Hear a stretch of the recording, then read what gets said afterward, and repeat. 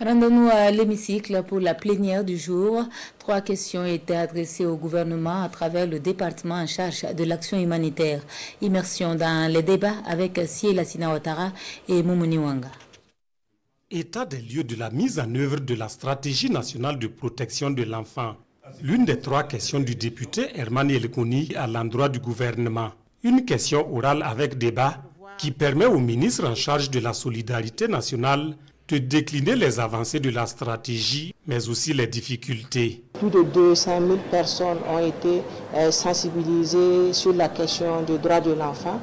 Et nous avons pu, à travers la mise en œuvre de la stratégie, délivrer plus de 50 000 actes de naissance à des enfants vulnérables, dont les enfants handicapés et les enfants victimes de pires formes de violence.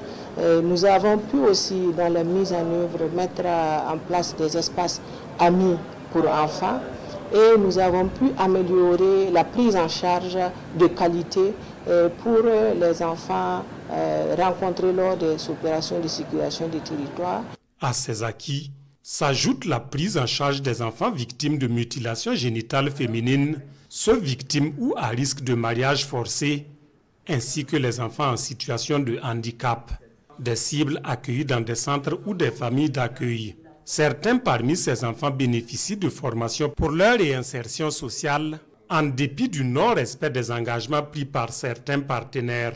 La deuxième question orale de la plénière du jour est relative à l'aménagement d'aires de jeu au profit des enfants. Nous avons rassuré la représentation nationale que le ministère de l'Urbanisme et de l'Habitat a prévu ces aires-là dans ses schémas directeurs d'urbanisation.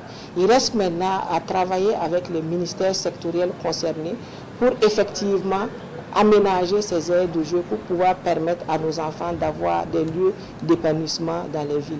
Parce que nous remarquons que l'aménagement reste toujours embryonnaire et surtout ce public, le peu qui existe ne sont pas des privés et qui dit privé dit coût et l'accessibilité n'est pas toujours évidente pour certaines couches de la société. À la question sur la contribution des valeurs et savoirs endogènes pour une prise en charge de la petite enfance, le commandant Cabré préconise la réactivation de certains repères communautaires. Il s'agit de la mise en œuvre d'espaces pour enfants dans les quartiers, la création et la dynamisation d'associations de voisins solidaires et la mise en place de brigades communautaires pour la prise en charge des enfants.